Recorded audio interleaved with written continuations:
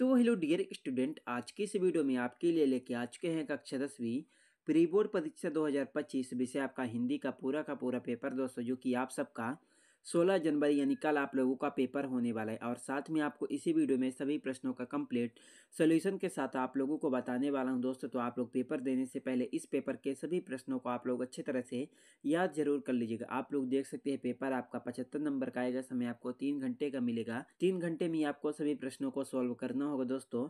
Paper आपका pre board परीक्षा 2025 कक्षा 10वीं विषय आपका हिंदी का पेपर है। तो पेपर देने से पहले सभी प्रश्नों को आप लोग अच्छी तरह से याद जरूर कर लीजिएगा। तो दोस्तों आप लोग देख सकते हैं, सबसे पहला इसमें हमारा आता है सही विकल्प का चयन करके लिखे, जो कि आपसे 6 नंबर का पूछा जाए। प्रत्येक प्रश्न के लिए आपको 1 अंक मिलेगा। तो इसमें हमारा पहला प्रश्न आपका आता है प्रयोगवाद के जनक माने जाते हैं। दोस्तों इसमें आपको 4 ऑप्शन देखने को मिलेगा। पहला महादेवी वर्मा, दूसरा अजय, तीसरा सूरदास, चौथा आपका सुमित्रा नंदन पंत। पहले प्रश्न का आपका राइट आंसर हो जाएगा प्रयोगवाद के जनक अजय माने जाते हैं क्या? दूसरा नंबर अजय। 2 में आपका आता है हारिल पक्षी से तुलना की गई है। दूसरे प्रश्न में आपको लिखना होगा पहला नंबर गोपियों की। 3 में आपका आता है विवान भवचारी संयोग दृश्य निष्पत्ति है परिभाषा है। तीसरे में आपको लिखना होगा दोस्तों चौथा नंबर भरत मुनि की। 4 में आपका आता है नेताजी की मूर्ति लगवाई गई थी। चौथे प्रश्न में आपका राइट आंसर हो जाएगा नगर पालिका द्वारा।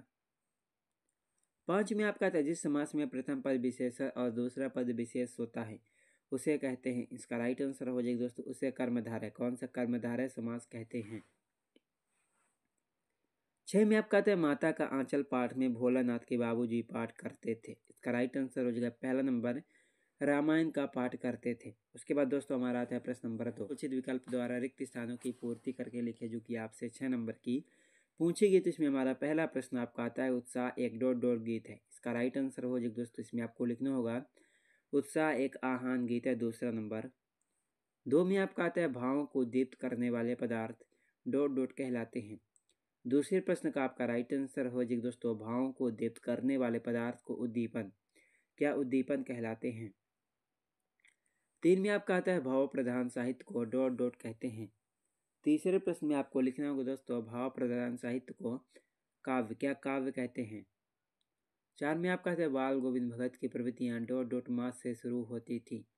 चौथे प्रश्न में आपको लिखना होगा दोस्तों बाल गोविंद भगत की प्रवृत्तियां कार्तिक मास से शुरू होती थी। तीसरा नंबर।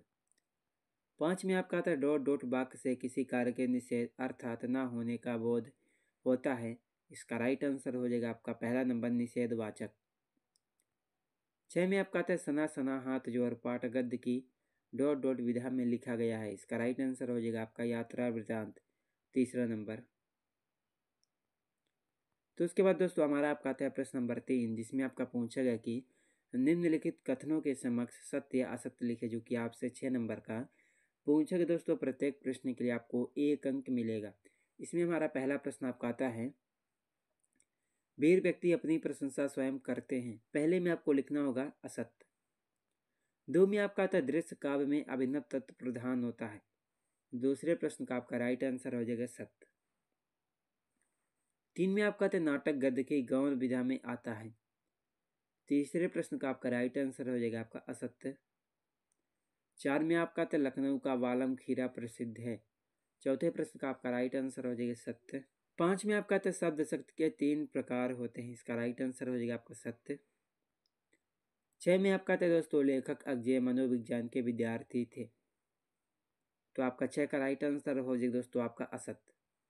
तो दोस्तों आप लोग इन सभी प्रश्नों को आप लोग अच्छी तरह से याद करके कॉपी पर सॉल्व जरूर कर लीजिएगा। कहीं पर भी आपको डाउट होगा तो कमेंट बॉक्स में कमेंट जरूर कीजिएगा। उसके बाद हमारा प्रश्न नंबर 4 आता है, जिसमें आपका पूछा गया कि सही जोड़ी का मिलान करके लिखे, जो कि आपसे 6 नंबर की पूछी गई है। तो इसमें हमारा पहला प्रश्न आपका आता है सप्तक। इसका राइट आंसर हो जाएगा दोस्तों आपका दूसरा नंबर 7 का समूह। 2 में आपका आता है प्रस्तुत के माध्यम से अप्रस्तुत का बोध।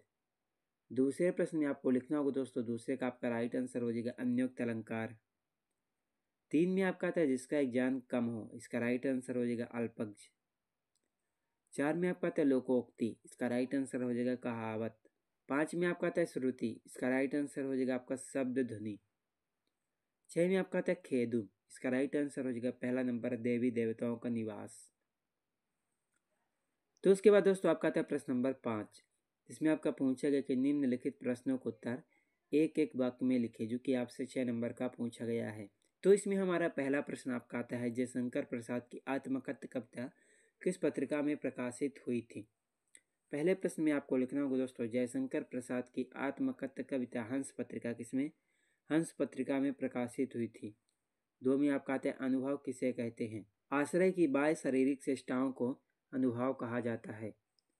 3 में आपका आता है, संस्कृति निबंध हमें किससे टकराने की प्रेरणा देता है। तीसरे का आपका राइट आंसर हो जाएगा दोस्तों, संस्कृति निबंध में जटिल प्रश्नों से टकराने की प्रेरणा देता है। 4 में आपका आता है, दो स्वरों के आपस में मिलने पर कौन सी संधि होगी। इसका राइट आंसर हो जाएगा दोस्तों, दो स्वरों के आपस में मिलने पर स्वर संधि। कौन सी स्वर संधि होगी। 5 में आपका आता है, भोलानाथ और उसके साथी अमोले को घिस कर क्या बजाते थे।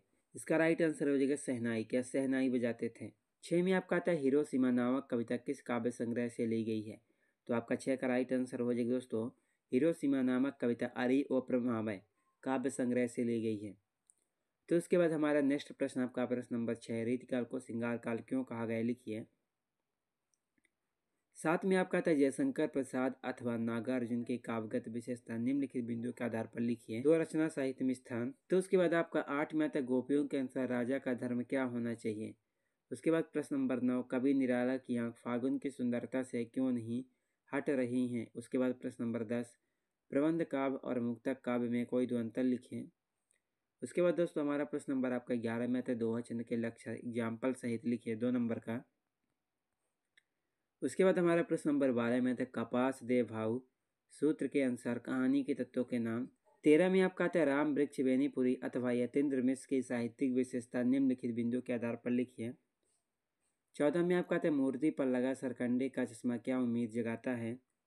उसके बाद 15, एक कहानी यह भी आत्मकथ्य में लेखिका के पिता ने रसोई को वठियार खाना कहकर क्यों संबोधित किया। 16 में आता है, निम्नलिखित वाक्यांशों के लिए एक शब्द लिखे, जो कि आपका 2 नंबर का पूछा गया है। पहला, जो देखने में प्रिय लगे। दूसरा, जिसका वर्णन ना किया जा सके।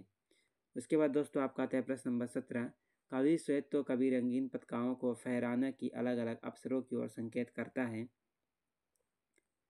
उसके बाद 18 में आता है, निम्नलिखित काव्यांश का संदर्भ प्रसंग सहित भावार्थ। उसके बाद दोस्तों आपका आता है प्रश्न नंबर 19, निम्नलिखित गद्यांश के संदर्भ प्रसंग व्याख्या सहित कीजिए। उसके बाद दोस्तों 20, अगरबत्ती विक्रय है तो एक विज्ञापन तैयार कीजिए। उसके बाद 21, निम्नलिखित अपठित काव्यांश अथवा गद्यांश को पढ़कर पूछे गए प्रश्नों को उत्तर लिखिए। उसके बाद दोस्तों आपका आता है प्रश्न नंबर 22, अपने जिले के जिलाधीश को ध्वनि विस्तारक यंत्रों पर प्रतिबंध लगाने हैं तो आवेदन पत्र लिखिए 4 नंबर का। उसके बाद 23, निम्नलिखित में से किसी एक विषय पर रूपरेखा शीर्षक गर्भित निबंध लिखिए। तो दोस्तों आप लोग इन सभी प्रश्नों को आप लोग अच्छी तरह से याद करके कॉपी पर सोल्व जरूर कर लीजिएगा दोस्तों। चलिए मिलते हैं किसी अगले वीडियो में आपसे।